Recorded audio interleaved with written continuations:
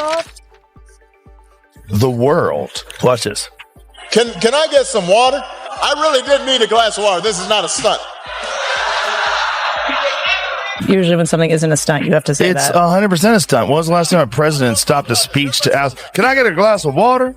What? They would never do that. They would have water ready for him. Water on stage. Story why people think Barack Obama and Michelle Obama are getting divorced. Okay. Let's see what we got here.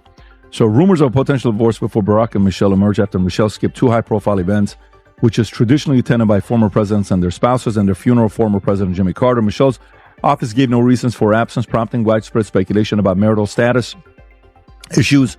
Social media and tabloids questioned the couple's relationship, with many noting the unusual nature of her missing such significant events. Despite the rumors, there have been no concrete evidence of. Joe Rogan and Patrick Bet-David just ripped the shine off Barack Obama's legacy with zero filters, no scripts, and absolutely no mercy. This wasn't your usual soft-focus nostalgia tour, it was a political demolition. From drone wars to wall street cash grabs, they tore through the polished veneer and exposed the contradictions that polite media coverage refuses to touch. Forget sacred cows, this was a full-on reckoning. Get a glass of water? I'm serious. I'm thirsty. Can I get a glass of water? This is not a prank. You never seen it? No. Oh my God, it's amazing. Oh, it's amazing. no. He gets a glass of Flint tap water, and I swear to God, he drinks it like this. So serious that Jimmy Kimmel asked Jennifer Aniston on the show, is there something going on with you and Barack? I've never seen this. I just sent it to Rob. Rob, is this really him asking? Rogan didn't tiptoe in, he bulldozed his way through the Obama mystique like a gorilla wielding a podcast mic. No warm-up, no small talk. Just pure Rogan energy, protein shake in one hand, truth bombs in the other, smashing through the mythology. Like it owed him money. The reverence? Gone. The legacy? On fire. $1 billion. Pre-presidency, 1.7. So expensive being at the White House. It was so expensive that our net worth went from 1.3 million to 12.2 million 8 years later. What an expensive lifestyle. And then you go from 12.2 million to $70 million. What do you think the average person that listens to this, do you think they connect to that, Michelle? I'm just curious. You're a very good communicator. He led with the obvious, the question everyone whispers but never dares to say out loud. Why is Obama treated like a political messiah when his record reads more like a PR brochure than a resume?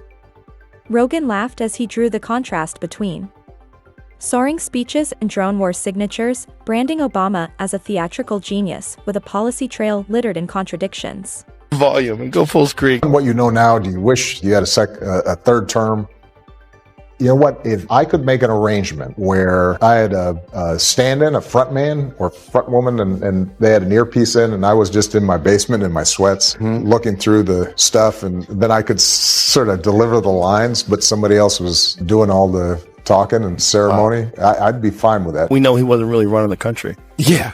We used to think he was actually running the country, and now they're like, no, he didn't even see those executive orders. That was all. Then came the voice. Rogan mocked the media's obsession with Obama's cadence, like the man's tone alone could fix the economy or cure global tension. He joked that Obama could say, "We must innovate innovation with more innovation."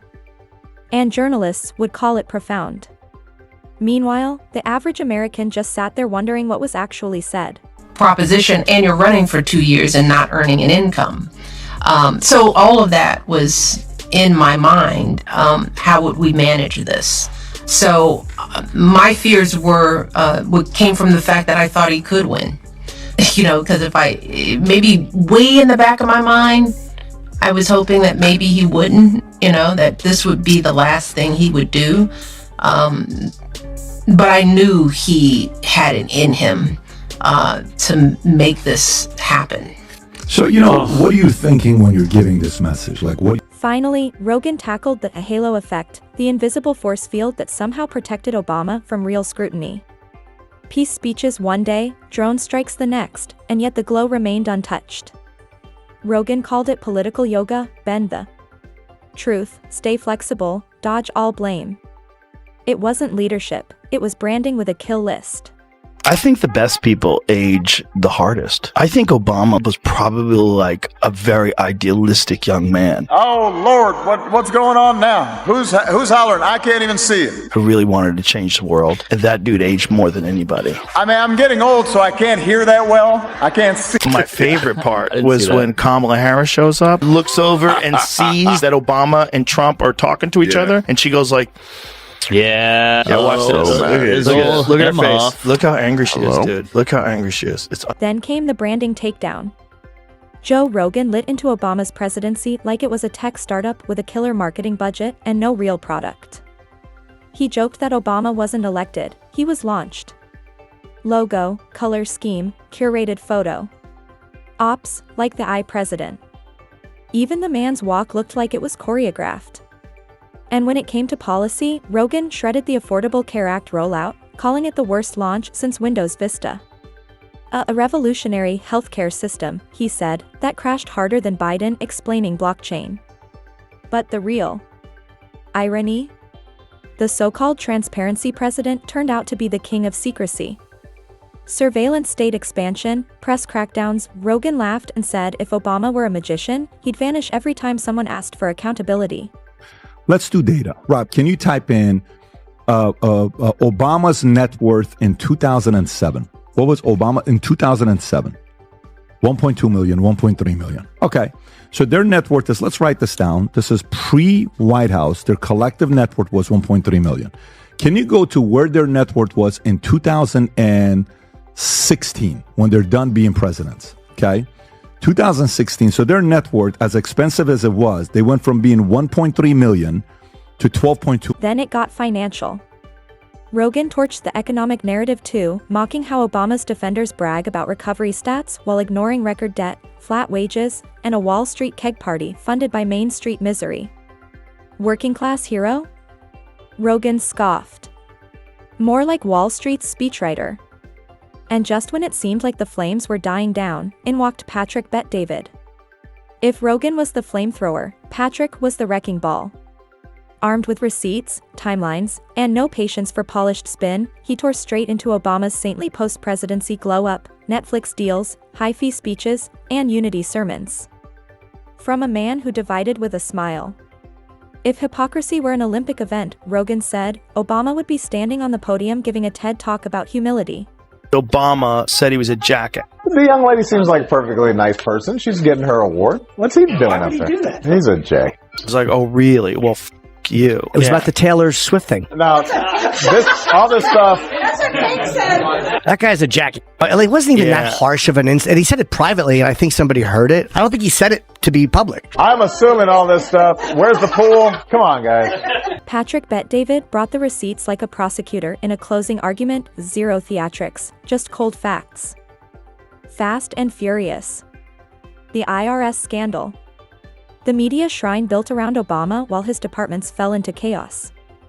Then came the myth-busting. The so-called unifier who left behind 8 years of rising racial division and political tribalism. Patrick dismantled the idea that Obama was a great communicator, pointing out that real leaders don't just speak, they listen, solve, and own their mistakes. Obama, he argued, did none of that. He just passed the blame and let a swooning press corps spin every failure into a misunderstood genius narrative. You don't need an Ivy League degree to recognize elite deflection wrapped in charisma. Right. So you don't go to that and you don't even comment. First of all, if I'm the Carter family, I feel disrespected. Now, maybe she would have called them and said, look, I don't want to comment on this, but I'm calling you out of respect just to tell you I'm not going to be there for my own reasons. Please understand I can't. I'm so sorry. Da-da-da-da-da. Great. Maybe she made that phone call to the Carter family. Great. Then Patrick went global. He dissected Obama's foreign policy like a surgeon with a grudge, ISIS, Libya, Syria, mess after mess dressed up in speeches and sound bites. The rise of ISIS? Indecision and ego. Libya? A collapse into chaos. Syria? A red line turned punchline. While regions burned, Obama posed for glossy magazines. On the economy, Patrick reminded viewers the national debt didn't just rise, it doubled under Obama. But instead of headlines, it was rebranded as investment in the future. His question, what kind of future starts with a $16 trillion IOU? And culturally, Obama's legacy was division. Identity politics became a shield. Criticism was racialized. Dissent became dangerous. It wasn't hope, it was spin. Remember when they gave that speech, when he gave a speech on television? This. And then they were, it kind of just went away. It was one of the most beautiful moments in modern American history. People really actually stood up and stopped a war from happening. Today, I authorize the Armed Forces of the United States to begin a limited military action in Libya in support of an international effort to protect. Finally, Patrick delivered the gut punch, the danger of charisma replacing competence. Obama, he said, wasn't a leader, he was a political influencer. Slick, eloquent, and immune to fallout. He delivered speeches like TED Talks, dazzled the public like a showman, and left the country with deeper divides, rising debt, and media groupthink. If politics were a business, Patrick concluded, Obama would be the CEO who sold the dream, burned the books, and vanished before the board realized the company tanked. By the end, Obama wasn't just roasted, he was dismantled. First by Joe Rogan's raw fire, then by Patrick Bet-David's brutal precision. No more slogans. No more branding. Just the reality behind the myth, exposed, cracked, and no longer untouchable. But the roast wasn't over, not by a long shot. For Rogan and Patrick Bet-David, this wasn't just about Barack Obama, it was about the culture that crowned him, the machine that anointed him untouchable, and the media class that turned criticism into sacrilege. The real target? The illusion factory. The system that confused poetic speeches with policy, charm with leadership, and PR glow with substance. Patrick wasn't done peeling back the layers, and he came for the elite worship next. He pivoted to the Obama post-presidency fairy tale, the late-night show circuits, the Hollywood galas, the seven-figure book deals that read like bedtime stories for NPR listeners.